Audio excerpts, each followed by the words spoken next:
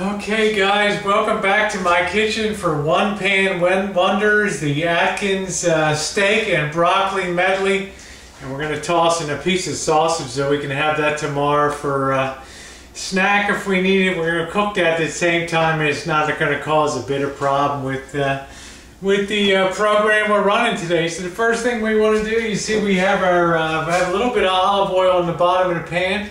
And you see the sausage and a piece of round steak there. It's about a ½ inch thick, not too, about 5 ounces or so. We'll put the heat to her. And we'll start flaming her up here. And you can also see that I have the, so that's going in the pan. You can get a little look at that there. I have one of the hot Italian Johnsonville hot Italian sausages there. And over here I've already prepped my broccoli, and for a little bit of flavor we cut up some onion too, and we'll be chooching that into the pan, and she's gonna be real good. So let's get her started. Don't be afraid of a little bit of high heat on that. Just back her off a little bit. That'll work real nice. So we're gonna let that go a little while. Let me fix that angle a little bit. There we go. We're gonna let that go a couple minutes. And I really don't turn anything. I'll put the lid on. The old trick of grabbing the saucepan lid and using that for a cover. And it helps draw the heat up that would escape into the air. And that dome, that saucepan lid, reflects that heat back down into the steak and into the sausage, and we'll let that cook. We're going to let that go about 3 or 4 minutes on the side. Then we're going to turn it. We're going to rotate the sausage a little bit. And we're going to add our broccoli and our onions, and they're going to pick up a lot of flavor. I'm not a big eater of raw onions, but I do like them when they're cooked.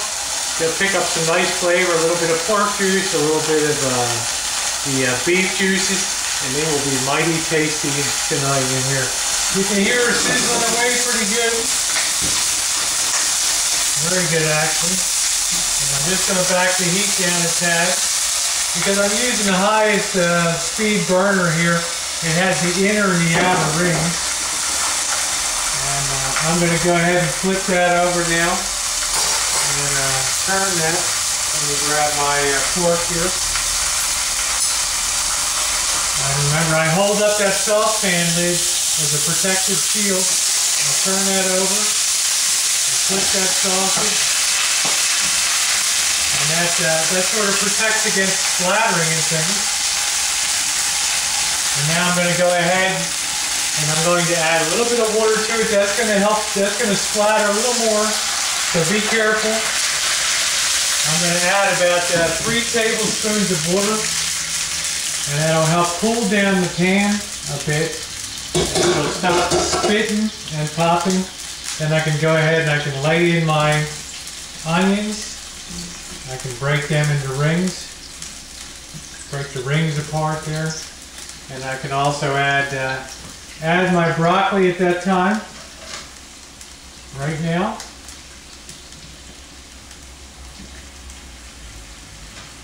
And I'll put all these pieces in, and I'll give you a look at the pan here. And adding that moisture in that 2 or 3 tablespoons of the H2O is going to allow that to have a steaming effect. Now if I take the saucepan lid and I lay it back on the middle, it's not going to perfectly reflect all the heat up, but it'll take quite a bit up, and that's fine because I'll be stirring that, and that's all going to cook through real good. And it's going to take about 5 or 6 minutes for that to cook through pretty good. I will pop the heat back up a little more, and after that cooks through, the broccoli will be tender and the sausage will be cooked through, and the steak. Then we'll go ahead and we'll salt everything up. We'll remove the sausage, and then we'll caramelize those juices, and they'll add an extra bit of taste. So You can see she's steaming away good in here, and that's exactly what we want. We want the things to be cooked, and steaming them allows those the onions to release juices and also capture some of the beef flavor, and the broccoli will capture some of the flavor essences of that too. Now sometimes one trick that I learned, and let me just step out of the picture a minute to grab this.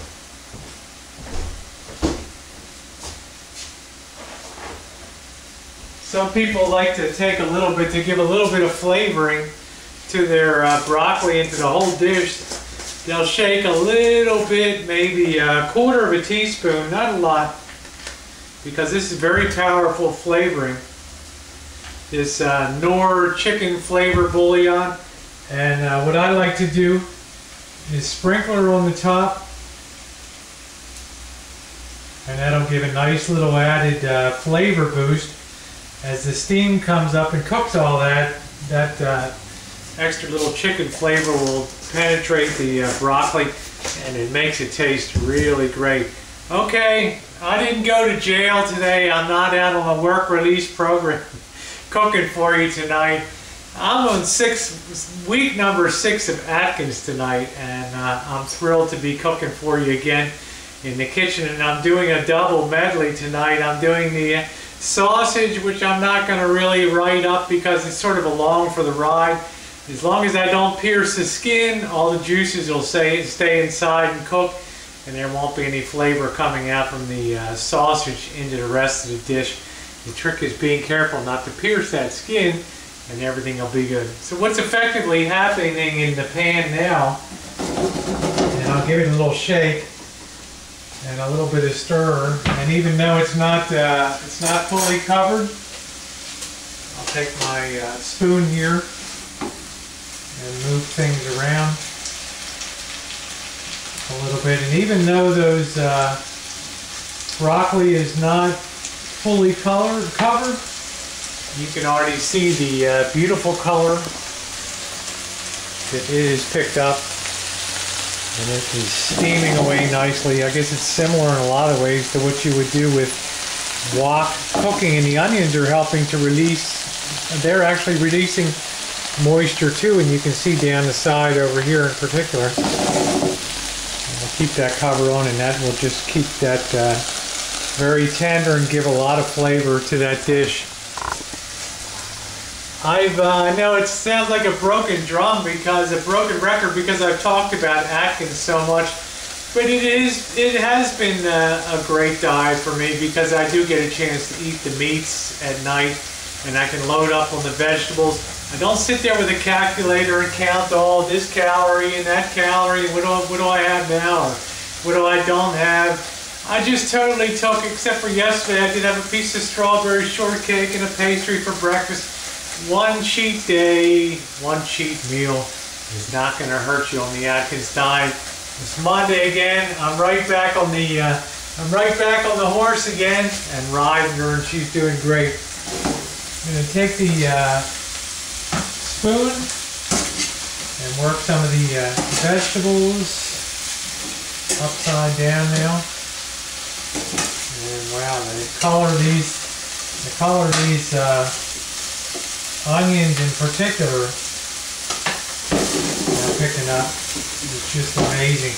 Now what I like to do now is go to the fridge, and pardon me for stepping out of the picture, and I like to add a little bit of butter, because butter makes a great binder for bringing everything, all the different flavors together in the dish. And butter is definitely something that's Atkins approved. And I take about a teaspoon and a half, and I'll pop it in at various points around the pan, and I'll let that melt away, and that will allow for the final steaming there. And I'll go ahead and take my pepper now. I still haven't introduced any salt at all, because I think salt really toughens meat up, pulls moisture out and toughens it. You want to add salt at the end after you get a sear on. So I'm adding a little bit of pepper now. And since we have the sear on and she's turned, I can now add a little bit of salt. give you a look. You can see how the flavors and things are coming together. It's really looking great. And there you can see the beautiful greens. See the steak in there. You see the color on the onions they're picking up. And all that chicken powder, that butter, everything is all coming together now. It's for a flavor sensation. And there's still plenty of moisture down there, as you can see. And I will turn that sausage again. And I'm going to cover up for a couple more minutes. And if the moisture looks like it's running a little low, just go ahead and grab your pot and add a little bit more to it, because the steaming is what's going to preserve the tenderness of the dish. And it's going to make those broccoli. You don't want broccoli that goes to a light green because you took all the, you wilted it and overcooked it. You want to make sure it's got a little snap to that broccoli, but the fork goes in, and she stays tender. So what I'm going to do now is take the fork, try a little piece of that. That is out of sight. That is totally flavorful. Go ahead and keep working the onions around. And steamed up the lens there. Sorry about that, guys. Let that unsteam for a second. That was a little too close to the action, and you can see the color of the steak is picked up too. So, all right, we're going to let that go a couple minutes, and we're going to plate that. And that is going to be a wonderful dinner. And I hope you enjoyed this one dish medley, the one pan wonder, the steak and broccoli medley with some onion. And I have the sausage along for the ride tonight. But that sausage is behaving itself, and I haven't pierced the skin of it, so all those pork juices are staying in there and behaving themselves and not spreading everywhere in the dish. That's why you don't hear a lot of popping and splattering type, because it's fairly low oil, and it's a great Atkins dish. Okay, I want to thank you for watching tonight, the one pan wonder, the steak and broccoli with onion medley. And stick with Rosie as we go through week 6 of the Atkins diet. Thank you for watching.